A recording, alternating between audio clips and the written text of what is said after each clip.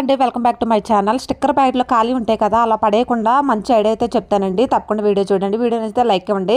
అలాగే ఒక sticker packet తీసుకుని దాని సైజు ఫోల్డ్ అంతా తీసి దాని సైజు సరిపడా కలర్ పేపర్ తీసుకుని ఈ విధంగా అయితే చుట్టూరు కూడా గమ్ అప్లై చేసుకుంటున్నాను. ఆ విధంగా స్టిక్కర్ ప్యాకెట్ ఎంత ఉందో సైడ్లో కూడా మిడిల్లో కూడా ఇలాగా ఊడకుండా గట్టిగా అంటించుకోవాలి. ఆ తర్వాత కార్నర్స్ ఫోల్డింగ్ అవ్వడానికి అయితే కట్ చేసుకుంటున్నాను అనమాట. ఈక్వల్గా ఫోల్డ్ అవ్వడానికి అయితే ఈజీగా అవుతుంది. ఫోల్డ్ అయితే ఈ విధంగా మూలం కట్ చేసుకుని గమ్ అప్లై చేసి చక్కగా మడత పెట్టేసుకొని అంటించేసుకోవాలన్నమాట. ఈ విధంగా 4 పక్కల కూడా ఈ విధంగా అంటించేసుకోవాలి. మనం కార్నర్ ఎక్కడ ఉందో చూసి అక్కడ కటింగ్ చేసుకుంటే ఈజీగా ఫోల్డ్ అవుతుందన్నమాట.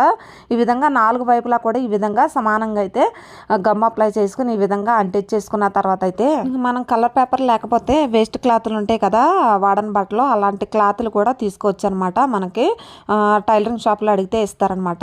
ఆ తర్వాత అయితే ఇలా అంటించేసుకున్న తర్వాత పైన కింద కమెంట్ చేయడానికి బాగా ఓడకుండా ఉండడానికి అయితే ఇలాగ గమ్మ పెట్టేసి అంటించేసుకున్నాను. ఆ చివర మిడిల్ అయితే ఓపెనింగ్ వద్దండి. ఇలాగా డబ్బులు అయితే ఇట్లాగ ఈ విధంగా పెట్టుకోవచ్చు, హ్యాండ్ బ్యాగ్లో పెట్టుకోవచ్చు అనమాట. తీయడానికి ఈజీగా ఉంటుంది అనమాట. మనకి డబ్బులు పెట్టినా కూడా తెలియదు ఎవరికి.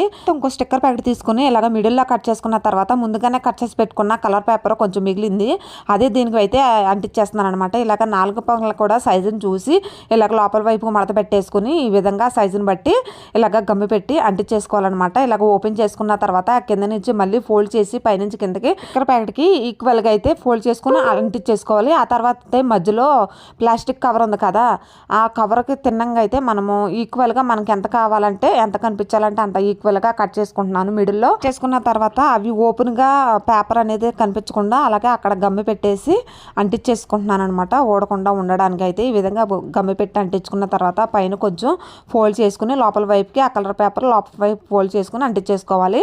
ఆ తర్వాత అయితే ఈ విధంగా ఫినిషింగ్ వచ్చిందనమాట. ఇలా అంటించేసుకున్న తర్వాత మనము పాన్ కార్డులు కానీ ఏటీఎం కార్డులు ఇందులో పెట్టుకుని హ్యాండ్ బ్యాగ్లో పెట్టుకోవచ్చు అనమాట. వీడియో నచ్చితే ఒక లైక్ ఇవ్వండి.